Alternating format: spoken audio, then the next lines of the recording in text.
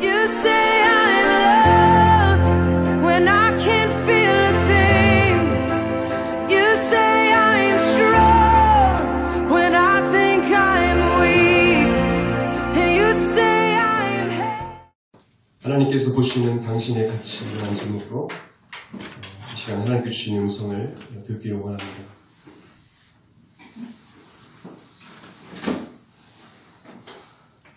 여러분 중에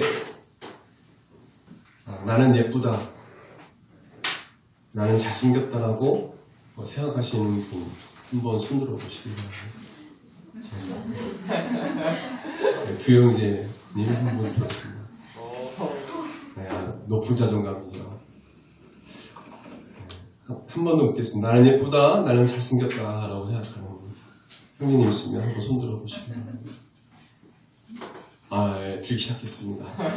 자매들은 들기 시작했어요. 다 미남 미녀들이에요. 여러분들 본인 보시기에 다 물어보세요.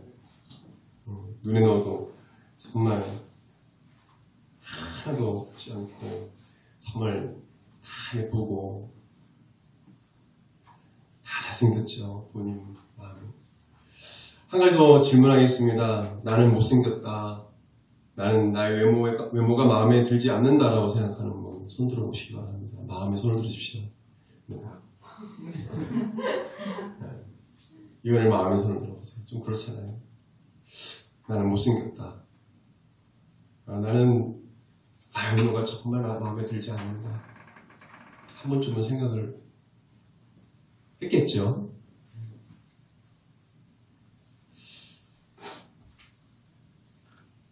왜냐하면 우리가 우리의 외모에 대부분 다 만족을 하지 못하기 때문에 그렇습니다.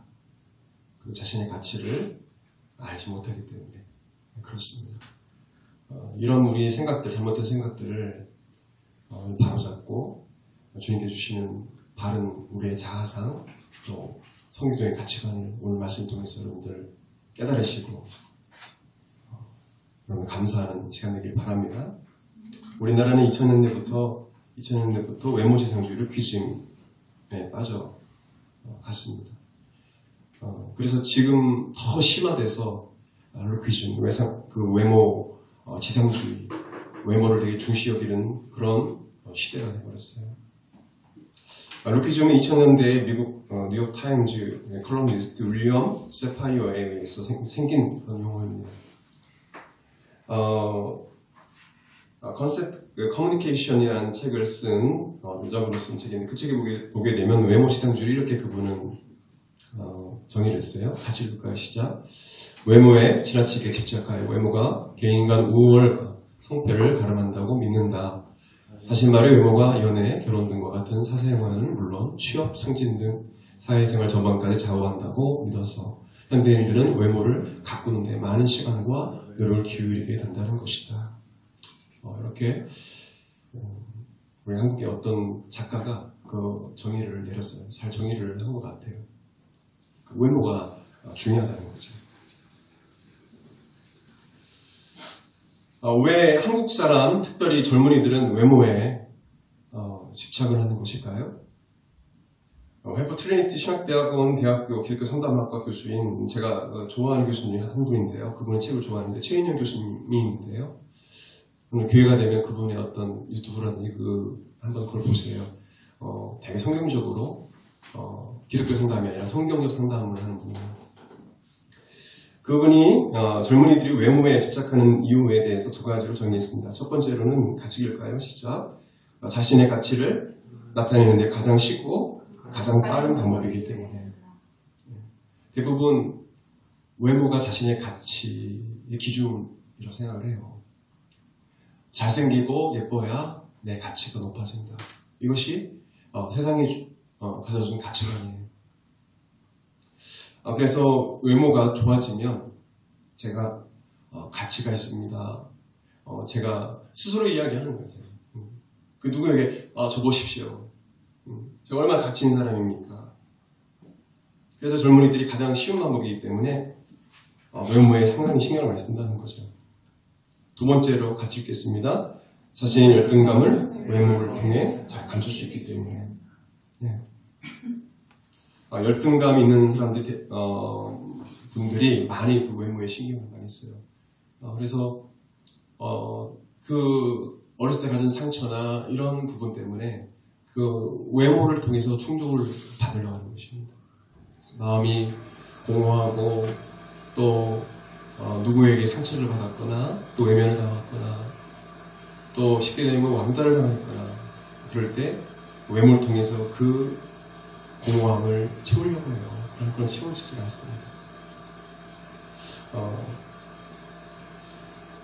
이렇게 두 가지로 정의하면서 이 최영명 교수님은 현재 한국은 얼굴이 스펙을 이기는 시대라고 그렇게 말했습니다.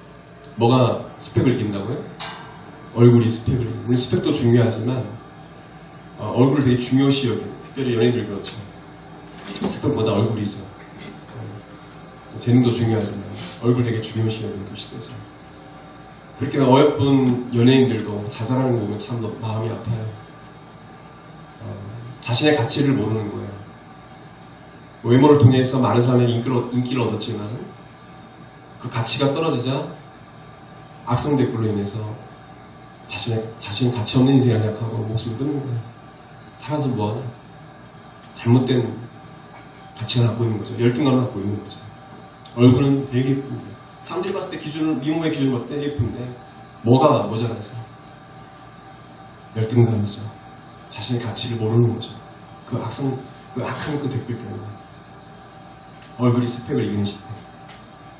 그리고 우리나라처럼 여자는 얼굴이 작고, 특별히 여자는 얼굴이 작고 다리가 길어야 한다는 미모의 기준이 표준화된 나라는 정말 찾기가 어렵다는 것입니다. 이 나라처럼. 그 표준화된. 무조건 여자는 다리 길어야 되고, 얼굴이 작아야 예쁘고. 저도 캐나다에 있었지만은 또 미국도 가본 분도 있겠지만 유럽도 가본 분도 있지만 다 다양해요. 그렇게 막 크게 생각 안 해요. 가봤더니 뚱뚱하더니 날씬하고 조금 반영이에요. 모르겠어요. 기독교 국가라 그런지 모르겠지만은 미국은 크리스천들이 많잖아요. 그래서 그런지 모르겠지만 특별히 크게 신경 쓰지 않는 그런 느낌을 받아요. 먹고 싶은 건 마음대로 먹고. 하나님의 자녀는 자신의 외모, 누가 자신에게 말하는 부정적이고 파괴적인 평가에 인생을 걸지 않습니다. 아멘. 누구의 어떤 평가에 자신이 인생이 자주게 되지 않아요. 너는 이래. 넌 이래서 불가능해. 넌 불가능해. impossible. 저만 하면 지금 I'm possible이잖아. 아니야, 너 I'm possible. 난 가능해. 저만 하면 지금 돼요. 저도 청년 때에 너는 안 돼. 어떤 교수님은 아유 너는 안 돼. 이런 얘기 들은 적이 있어요. 근데 속에 얘기했죠. 아니요 됩니다. 됐어요. 우리 주변에는 너는 안 돼. 아이고 웃기고 자빠지고 앉아있네.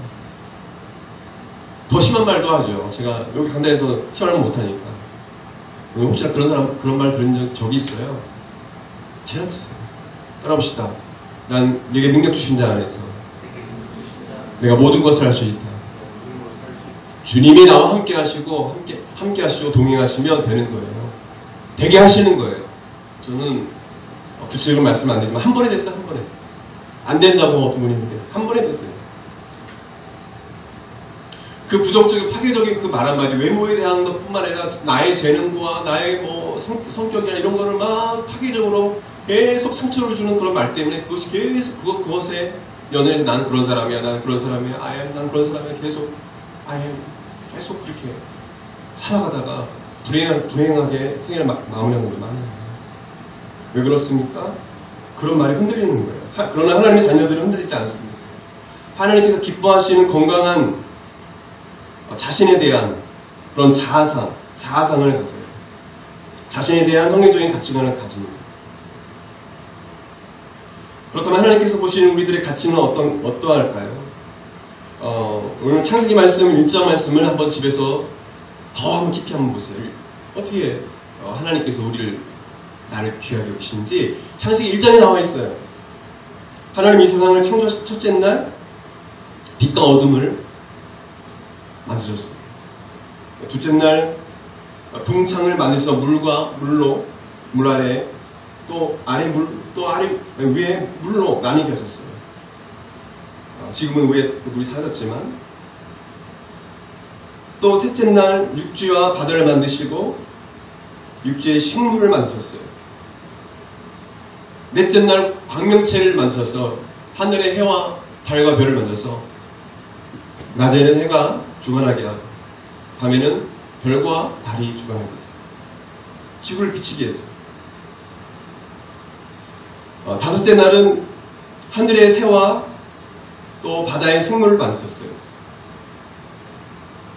마지막 여섯째 날은 육지의 생물, 짐승을 만드셨어요. 그리고 이 여섯째 날에 인간을 하나님의 형상대로 바로 만드셨습니다. 특별히 사람은 진흙을 이겨서 빚으시고 그 코에 생기를 불어넣으셔서 생명이 되게 하셨어요. 그래서 일반 짐승과 이런 거 다르죠. 짐승과 생물과 다르죠.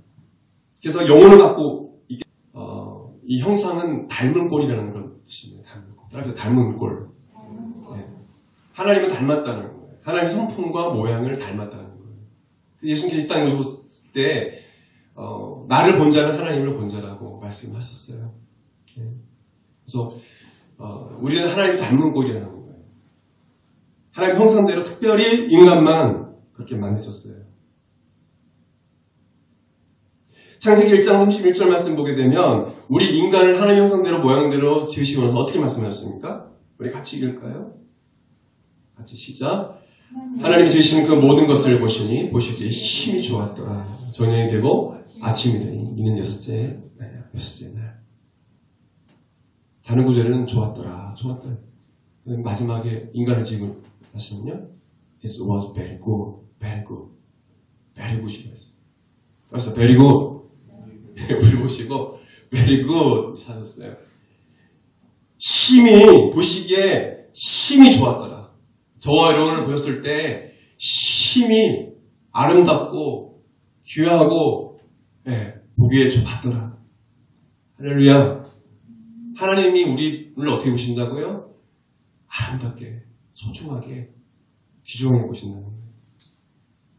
여러분, 오늘 말씀 우리가 듣는 중에 다른 거 기억 못해도 보시기에 힘이 좋았더라.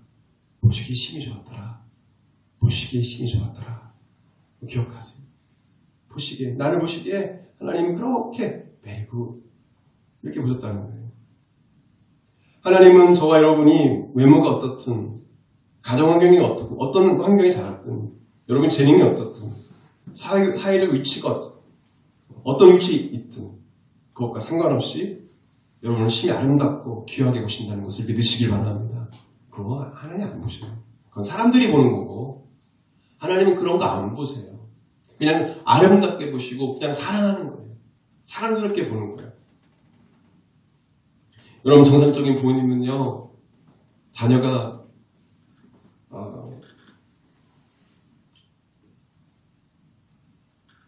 팔다리가 없이 태어나도 또 장애를 입고 태어나도 마음은 아프지만 그 앞으로 인생이 안타까워서 마음이 아프지만 되게 아름답게 보는 거예요. 짧은 팔도 아름답게 보이고 짧은 발도 아름답게 보이고 눈도 코도 입도 그렇게 아름답게 보이는 거예요. 하나님 우리를 그렇게 보신다는 거예요. 저는 예수님을 제 마음에 영접하였을 때 그때 저의 가치를 알게 됐습니다. 중학교 3학년 때. 하나님께서 나를 얼마나 사랑하시고 귀하게 여기시는지 깨닫게 되었습니다. 그전에는 저의 삶이 가치 없는 삶, 절망적인 삶이었습니다.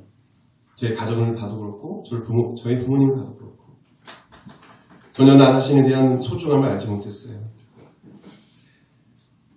삶의 목적도 없어졌습니다.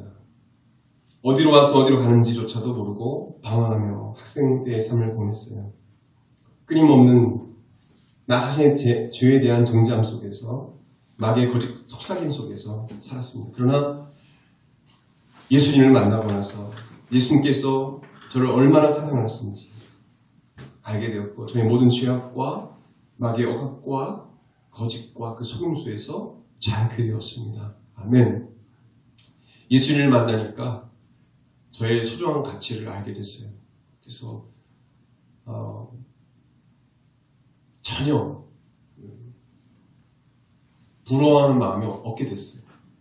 그리고 부모님을 원망하기보다도 그 이후로 변화돼서 부모님께 감사하게 됐어요. 부모님을 용서할 수 있게 됐어요. 내 가치를 아니까 하나님께서 나를 얼마나 사랑하시는지 그 십자가의 사건을 통해서 내 죄가 용서받고 그 예수님이 나를 구원하기 위해서 내 생명을 그 목숨을 내어주시고 그 목숨과 나를 바꾸신 그 예수님, 나를 용서하신 예수님 하니까 용서하지 못할 분이 없더라고요. 부모님도 용서하게 되고 사랑하게 되고 달라졌어요.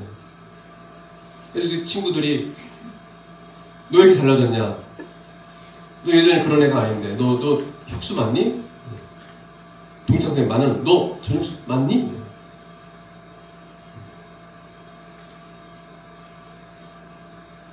언어가 달라지고 행동이 달라지고 예수님 만나니까 가치관이 달라지는 거예요.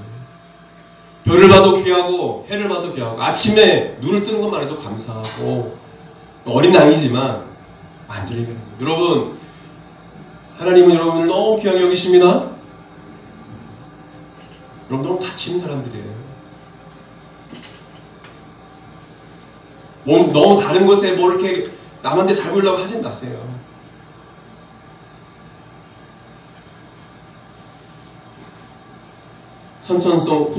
후천성 장애를 교통사고로 또 후천성 장애를 입게 되기도 하죠. 우리는 어떻게 보면 그 예비 장애인이에요. 어떻게 될지 몰라요. 선천성, 후천성 장애를 입게 되는 것은 사실 우리의 죄악 때문이에요. 아담과 하와가 지은 원죄, 우리 또한 그 자범죄의 결과로 아픔과 고통이 찾아온 것입니다.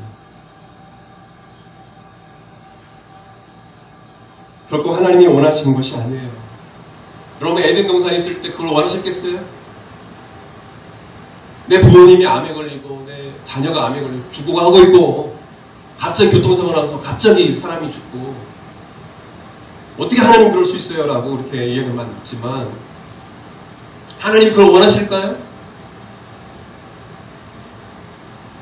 늦게서야 깨닫는 분도 있어요. 이해가 안 되는 거죠. 하나님 왜 그렇게 하셨을까? 하나님 그렇게 하신 게 아니에요. 우리의 죄악으로 인한 거예요.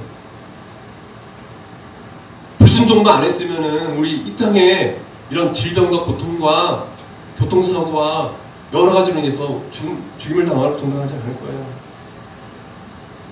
사실 그건 불법이에요. 하나님 원하시는 게 아니에요. 그래서 예수님 이 땅에 오신 거예요. 그거 해결하기 위해서 오신 거예요. 너의 잘못이 아니야. 네가 장애를 입은 건 너의 잘못이 아니야.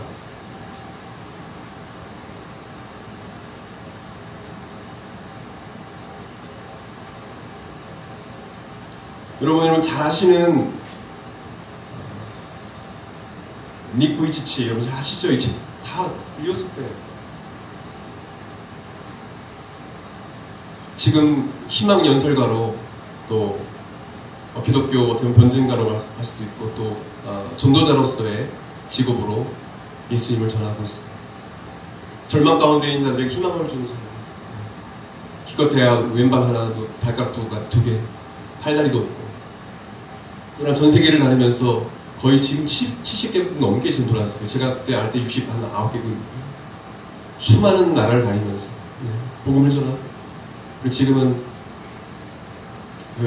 일본인인가요? 여성 아주 아름다운 여자 우리 아내를 만나서 결혼해서 지금 둘째까지 있다고 제가 알고 있어요. 둘째. 아이를 둘이나 낳았어요.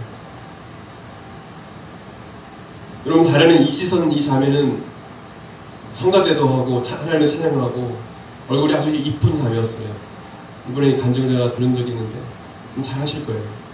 교통사고로 차에 불이 나가지고 얼굴에 화상을 입게 됐어요. 손도 몇 가닥 없어요.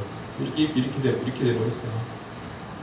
근데 그 가운데 저렇게 아름다운 여인이었는데, 여자였는데 저렇게 됐어요. 근데 절망하지 않고 우리 하나님께 감사했어요. 그래서 다시 극복해서 그 믿음으로 건강 하나님 주신 그 나를 얼마나 사랑하시고 내 가치가 하나님 것이 얼마나 큰 가치를 갖고 있는지를 알게 된 이 자매는 하나님께 감사한 삶을 살았어요. 그래서 UCLA의 사회복지학과 PhD를 갖고 지금 한동대, 거기는 그 영어로 수업을 하죠. 한동대 이 상담학 쪽 사회복지학과 교수로 지금 교수 생활하고 있어요. 지금까지. 절망이지만 하나님 나를 얼마나 가치 있게 보시는지 알았기 때문에 다시 일어설 수 있는 희망을, 많은 사람이 희망을 주는 거예요. 또 이희야 자매, 저도 예전에 그 청년회장 할 때 우리 교회에서 성가대 협원에서 이희야 자매가 와서 같이 공주 문화회관에서 같이 협원한 적이 있어요. 그 자매도 보고 그때는 요만한 소년이었는데 지금은 엄청 컸죠. 손가락이 4개밖에 없어요. 근데 대회나가 최우수상 심사위원들이 깜짝 놀랐어요. 손이 10개인 줄 알았더니 4개밖에 없는. 요걸로 치는 거예요. 최우수상 탄 적이 있어요. 지금도 계속적으로 교회와 또 성가대 또 오케스트라 협연회에서 많은 사람들이 희망을 주고, 희망을 잃어버린 그 어린 학생들에게 희망을 주는 그 삶으로 그렇게 살아가고 있어요. 어머니가 그 아이를 위해서 기도를 얼마나 많이 하는지 몰라요. 어머니도 뵈고 인사를 드리고 이야기했었는데요. 어머니가 정말 밝으셔요. 밝게 키웠어요. 예수님을 만나면 하나님을 향한 원망보다 희망을 가지고 감사하며 살아가게 됩니다. 하나님께 주신 삶의 목적을 알게 돼요. 하나님께서 나에게 주신 미션을 알게 되고 그 미션을 위해서 쓰임받게 되는 것입니다. 내 몸이 어떻든 간에.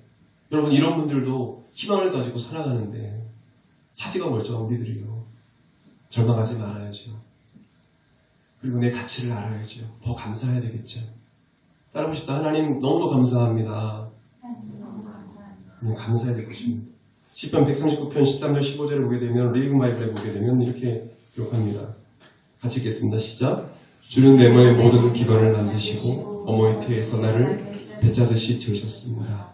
내가 이처럼 놀랍고 신기하게 만들어졌으니 주를 찬양합니다. 주의 솜씨가 얼마나 훌륭한지 나는 잘 알고 있습니다.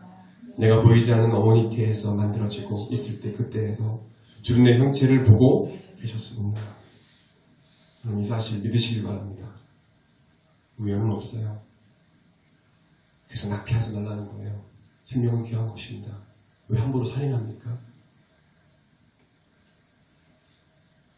우리의 죄악으로 인해서 태어났다고 그렇게 생명을 죽여서는 안 돼요.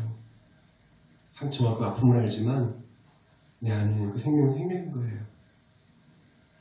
여러분, 성폭행을 당해서 아이를 나중에 나서 그 아이가 커서 많은 그 성폭행을 당하고 고통당하는 사람들을 위로하고 비행기를 타고 다니면서 위로하는 그런 자매를 제가 본 적이 있어요. 하나님의 계획은 놀랍습니다. 하나님의 생명을 귀하게 여기세요. 그 자매가 만약에 내 아버지가 누구예요? 하나님, 나는 왜 이렇게 태어났어요? 정상적인 부모에 태어난 게 아니라 성폭행 때문에 제가 태어나는 사람인데 어떻게 이럴 수 있어요? 그랬다면 쌤은 못 받았을 거예요. 하나님을 만나니까 자신의 가치가 얼마나 귀중한지, 삶이 얼마나 귀중한지 알게 된 거죠. 예레미야 29장 11절 말씀 보게 되면 같이 읽겠습니다. 시작. 여호와의 말씀이니라. 너희를 향한 나의 생각을 내가 아니 평안이요 재앙이 아니라 너희에게 미래와 희망을 주는 것이니라. 어려운 날 할 때 하나님 나한테 재앙 주는 거 아니에요? 하나님 내가 어렵게 하는 거 아니에요? 하나님의 중심은 그렇지 않아요. 하나님 우리에게 희망을 주시는 분이세요. 아멘. 하나님 우리에게 희망을 주시는 분이에요. 하나님 우리의 죄악으로 인한 그 장애와 고통까지 다 품으시고 담당하셨습니다. 그것은 하나님이신 예수님을 이 땅에 보내셔서 우리를 죄에서 구원하시기 위해서 우리를 대신하여 십자가에 달려 죽게 하신 사건입니다. 예수님은 저와 여러분의 모든 슬픔, 고통, 두려움, 상처, 절망, 저주, 죄악, 삶의 모든 문제를 십자가에 죽으심으로 청산하셨습니다. 이거 사실 믿으시기 바랍니다. 모든 문제를 해결해 주셨어요. 십자가. 그래서 우리는 늘 날마다 힘들고 어려울 때 십자가를 묵상해야 돼요. 십자가. 거기서 우리가 힘을 얻게 되는 거예요. 거기서 내 가치를 알게 되는 거예요. 누군가 파괴적이고 부정적인 말을 할 때 그때 십자가를 묵상하고 예수님을 생각해 보십시오. 나를 위해서 죽으신 예수님. 내 가치가 얼마나 귀중한 가치를 갖고 있는지, 내가 얼마나 귀중한 사람인지, 예수님이 얼마나 나를 사랑하시고 얼마나 귀하게 해줘서 목숨까지 내어주셨는지 십자가를 묵상할 때 다시 힘이 내 안에 솟게 되는 것입니다. 예수님 우리가 상상 못할 우리보다 더한 고통과 우리보다 더한 짐도 지셨어요. 여러분 짐이 무겁다고 말씀합니까? 하나님 내 짐이 이렇게 무거워요? 하나님 내 고통은 이렇게 다른 사람보다 더 이렇게 고통스럽습니까? 여러분 예수님은요 여러분을 구원하기 위해서 더한 고통 당하셨어요. 더한 십자가 되셨어요. 그런 예수님이 여러분의 고통과 죄악의 짐, 상처, 아픔, 슬픔, 괴로움, 절망, 두려움 해결해 주시지 않으시겠어요? 예수님께서 여러분의 짐을 못 주시겠어요? 여러분이 고통 당할 때에 예수님께서 고통을 해결해 주시지 않으시겠어요? 당연히 예수님께서 해결해 주시죠. 해결해 주시죠.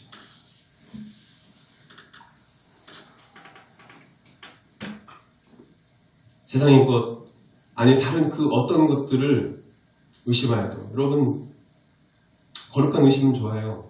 저도 예수님 처음 믿을 때 의심을 했어요. 예수님 믿긴 믿는데 어떻게 바다 위로 오시나? 어떻게 오병이의 역사가 일어나나? 보지 않고는 못 믿겠는데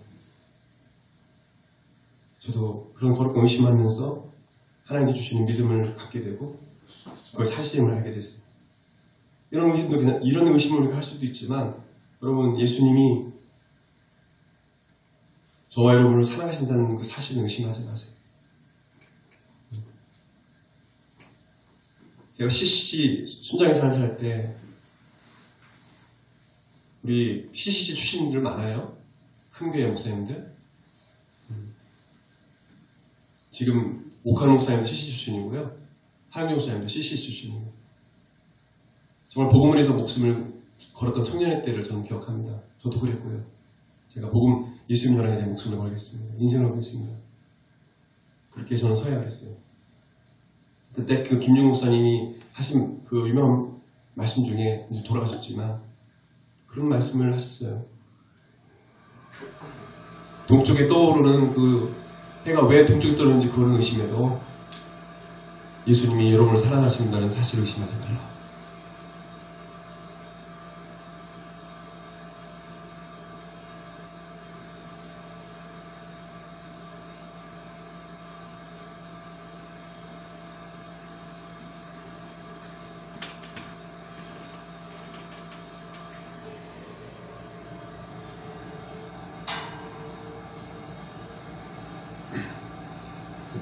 여러분, 예수님은 변함없이 우리를 사랑하십니다.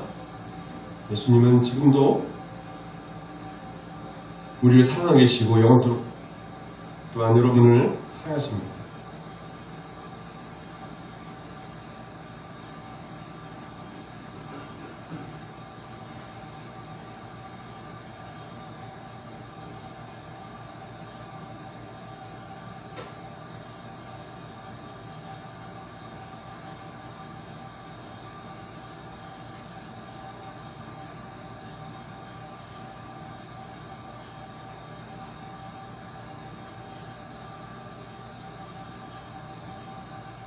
예수님은 자신의 목숨보다 생명보다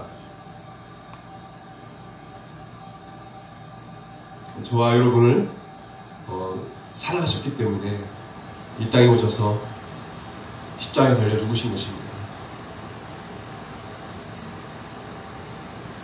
저희 같은 교단에 이나마 목사라는 분이 있습니다. 그분은 다른 교단에서도 유명하게 알려진 예수님짤이라는 책을 내신 분이에요. 저희 교단 선배이기도 한데 지금 제가 알기로 워싱턴 교회에 담임하고 있는 걸로 알고 있는데 미국에 계신데 예수님 짤이라는 책을 교재를 펴내셨어요. 저도 그걸 다 공부를 했었습니다. 예수님 짤이라는 이 단어는요, 우리는 예수님만큼의 값어치가 있는 예수님 짤이라는 것입니다. 사실 성경에는 예수님 짤이라는 표현은 없지만, 부정적으로 보는 분도 있지만, 성경에 나와 있는 우리들의 가치에 대해서 가장 잘 표현한 단어라고 생각합니다.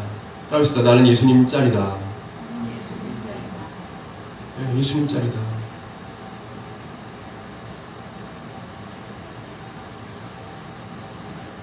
그만큼 우리가 값어치가 있다는 거죠. 그래서 요한계시록 5장 9절 말씀 보게 되면 같이 읽겠습니다. 시작.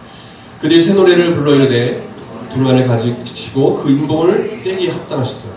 일찍이 죽임을 당하사 각 족속과 방언과 백성과 나라 가운데서 사람들을 피로 사서 하나님께 드리시고. 뭐로 사셨다고 말씀하셨어요? 예수님 피로 사셨다고. 목숨으로 우리를 사신 거예요, 예수님께서. 그래서 우리는 예수님 짤이에요.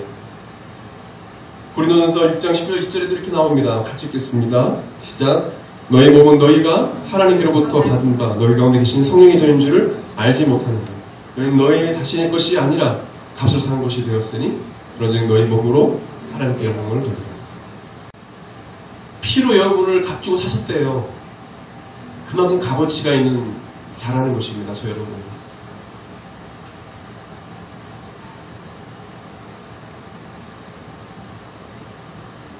그런데 우리가 주님이 행복하지 않아요 라고 말할 수 있겠어요? 우리가 하나님 앞에 늘 감사해야 되지 않겠어요?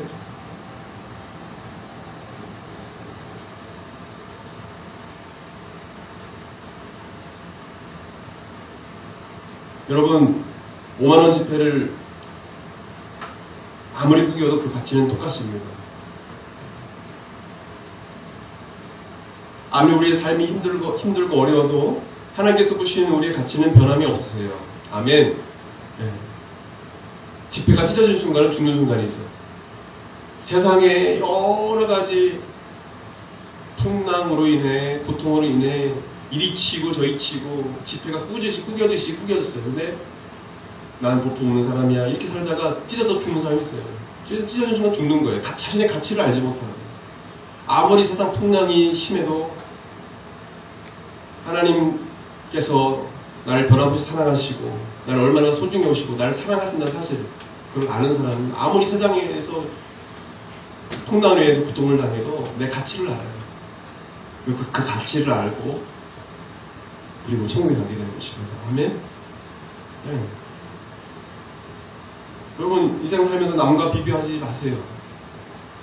마귀는 우리 마음속에 시기심과 질투를 집어넣고 비교하게 이런 마음을 주어서 사람을 죽이기도 하고 또 절망하게 만들게 됩니다.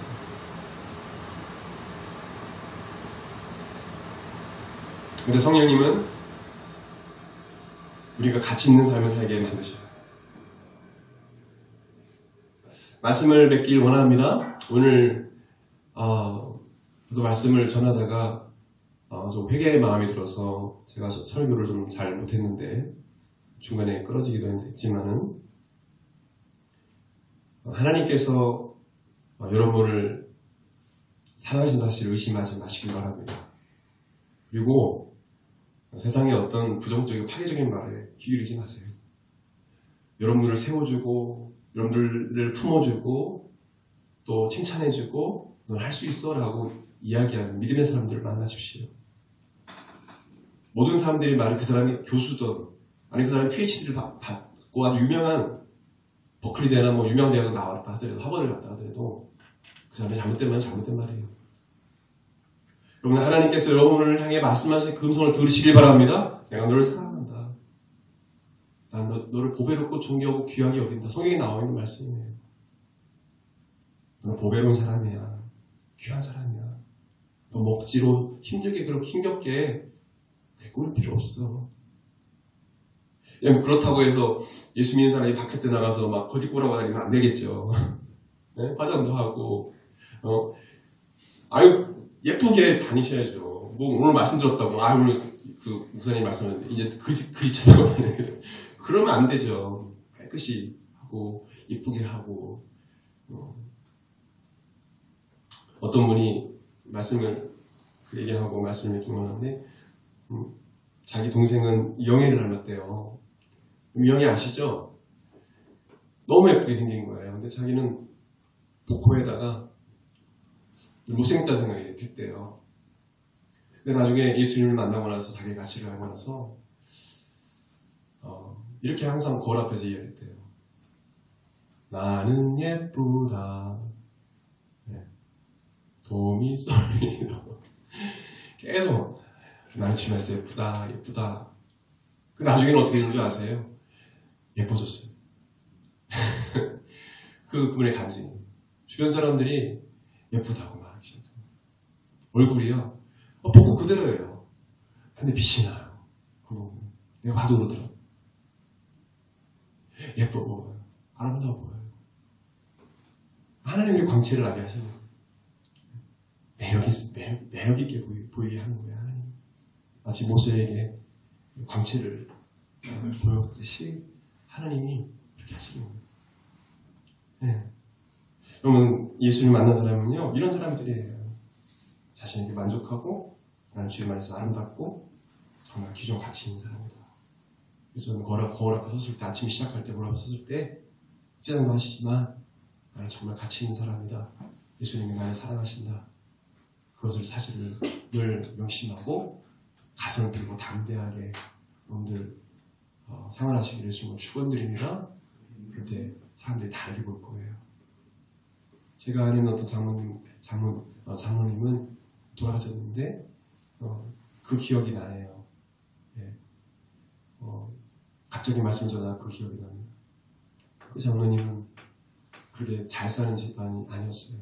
근데요, 제가 버스를 타고 이렇게 학교에 다닐 때 그 장모님이 버스 타시면요, 얼마나 멋있어 보이시는지, 얼마나 당당해 보이시는지.